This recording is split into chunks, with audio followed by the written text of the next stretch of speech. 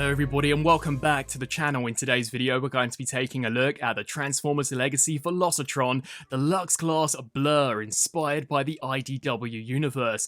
And is it just me, or is this Velocitron subline shaping up to be even better than that of the mainline for Legacy? I just think some of the character choices as well as the universes that they're basing them on are so bold and really are giving us some of the most distinctive characters that Hasbro have released in a very long time. And BLURR here is a prime example of this. This guy is actually based on the IDW universe, which I believe is going extinct in a couple of years' time. So suffice to say, I don't think any of us were expecting this incarnation of the character, and he looks fantastic. This is actually a retool of the Studio Series 86 BLURR, which is undeniably one of the weakest from that lineup. But here in this new Legacy range, I think this is actually the best one yet. Now, as we take a look here at the front, this does holster some of the brand new modified components, such as these sections, which now actually holster some wheels. Sadly, they're unable to be rolled, but we've got a really nice glossy black just to make them look realistic, as well as a complete brand new nose cone section. Not looking too bad at all, completely painted in a very pasty pale blue. You can see here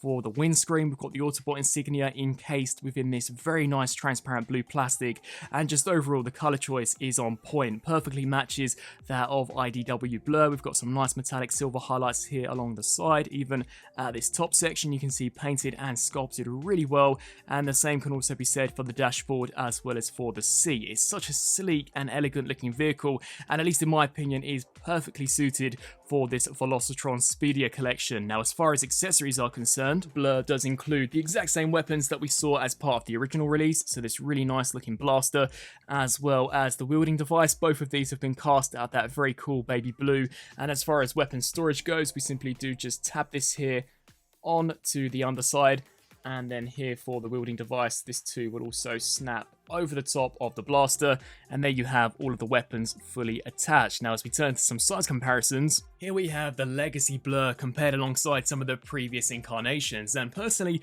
I thought the shattered glass version couldn't get any better, but this Velocitron version in my opinion is the best out of all three, not only in terms of the color but also the design. I just think from the front perspective it looks awesome. Now, granted the shattered glass still is very nicely done, but I just think there's something slightly off about the Studio Series version, especially when we get it transformed in robot mode. But just so you guys can see, mold wise, for the most part they're the same. It really is just kind of these front sections and the shoulders which have been altered, but the base engineering as well as the core of the figure is identical to both Shattered Glass as well as Studio Series. Now, as far as transformation goes, despite this guy being pretty retooled as far as this front section is concerned, the transformation is identical to the previous counterparts. So to begin with, what you're going to want to do is come here to the underside and just disengage these arms from these sections. We can then take the feet and pull them away from the shoulders, collapse these here into place, which will allow us to bring the arms up and over until they click there into place. We can then split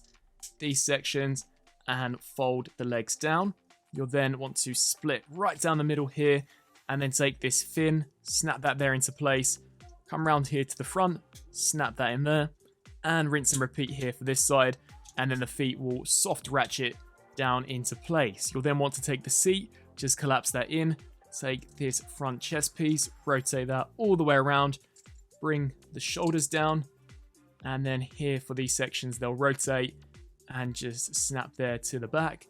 Rinse and repeat the same process here for this side, and for some finishing touches, take the new nose cone, pull this section up and over, and this will actually click into the back, revealing the brand new Velocitron subline head sculpt. And my goodness, if this guy looked great in vehicle mode, then he looks amazing here in robot mode. This is really the best use of this Studio Series mold in my opinion, and this guy's turned out a lot better than I know I and many of you were expecting. That head sculpt is so awesome and perfectly captures how BLURR appeared in that IDW series. You can see as far as the sculpt work is concerned, not looking bad at all. I think a really nice attention to detail has been implemented into the side sections. You can see how we've got these wings making him look incredibly fast.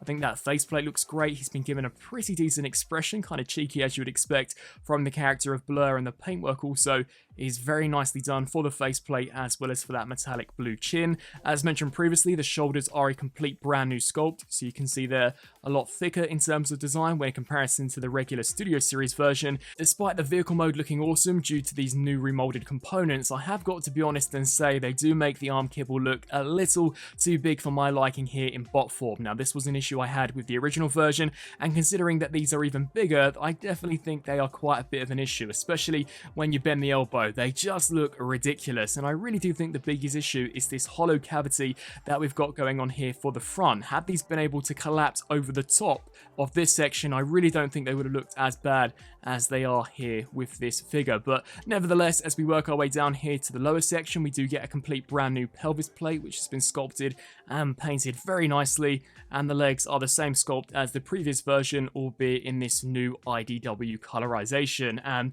considering that the nose cone is much shorter in vehicle mode, it looks a lot better here for bot mode. It doesn't stick out from underneath his legs from a frontal perspective, and overall is definitely my favourite version of this mold. Now, as far as articulation is concerned, the head can look up and down ever so slightly, as well as has a minimal tilt. We can get him looking left to right, full rotation here at the shoulders, out to the sides, rotation at the bicep, 90-degree bend there at the elbow. I do worry that considering this arm kibble is merely only on a pin, that over time it's going to become loose, meaning that 9 times out of 10 it's just going to be detached, flopping and dangling here in robot mode. So I really do wish they could have found a better way to not only secure this to the arm, but to just reduce the size of this overall. We do get a full waist rotation. The legs can kick forwards that far, back to that far, out to the sides, a slight rotation here at the thigh, as well as a 90-degree bend there at the knee, and finally, of course, we do get some ankle rocker pivots. So overall, definitely not a bad mold by any stretch of the imagination. I do think with these new reworked pieces,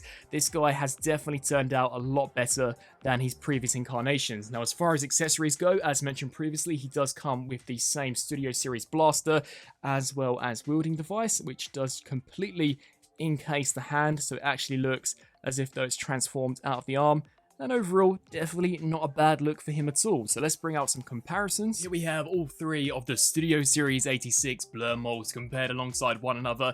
And as mentioned previously, I really do think this new Velocitron version is by far the best out of them all. I just think the color scheme's wicked, the head sculpt is fantastic, and to be honest, I didn't think the shattered glass version could get any better until this guy. Now, as mentioned beforehand, there are some new retooled elements, so you can see the shoulders are completely brand new here for our Velocitron release, as so is the additional arm kibble, and even as we turn our attention here to the back, you can see the significant decrease in terms of scale here for the nose cone. And as we just come around here once more to the front, you can see how this plate is completely modified for our new Velocitron version. Now, as mentioned beforehand, I really do worry about the tolerance here for the arm kibble. But at the moment, it appears to be holding in pretty well. But on my shattered glass blur, sadly, the curse of time has settled in, and this does just not want to stay tabbed in at all. And considering this is a lot larger and no doubt a little more heavier when in comparison to this, I have no doubt that over time, this is going to be plagued by the same issue that I'm having here with this shattered glass release. So I definitely wish they could have reworked this slightly better. But out of the three, if you can only display one blur within the collection, it has to be this new Velocitron version. And so, some final thoughts for the Transformers Legacy Velocitron Deluxe Class Blur, inspired by IDW. Overall, I think this is a great reuse of the Studio Series 86 mold. It's taken what was an incredibly mediocre mold and has actually made it pretty decent to an extent. Of course, without major retooling to the transformation, this guy is always going to have his problems, and you can definitely see some of those in robot mode, especially where the arms are concerned. But as far as the vehicle mode goes, it looks fantastic. I really do like some of the modified components, such as that front nose cone, those front two sections which now actually have the wheels. It looks like an incredibly sleek and fast vehicle and perfectly fits in with this Velocitron subline. I do wish that the wheels had been able to roll, and considering they did modify the shoulders, which also become the rear section of the vehicle, I definitely think they also could have added some wheels to those to actually get this guy gliding along the ground. But as it stands, the vehicle mode for just a retool is really nicely done. I think as far as the repaint is concerned, it looks fantastic. The colors are so much nicer on this blur when in comparison to both the Shattered Glass and 86 release. Transformation is identical to the previous version despite all of those new components. And then when we get to robot mode, undeniably the best look for blur that we've seen from the main line in a very long time. I think the head sculpt looks fantastic, really is the major selling point about this guy in my opinion. I think the shoulders look great. I do have a really worry about the longevity of those hinge joints where the arm cable is concerned. I can just definitely see in the future them becoming super loose and will no doubt actually ruin the figure for me, as just by picking up my shattered glass version, I'm unable to pose him around without that becoming detached. But I think some of the reworked pieces on this guy definitely are the major selling point. Had this just been a repaint of Studio Series 86, I would have given this an easy pass, but as it stands, it definitely is a really nice looking version of the character, and it's really awesome to see some IDW characters actually make their introduction into the main line. I would love to hear your thoughts down in the comment section below. Will you guys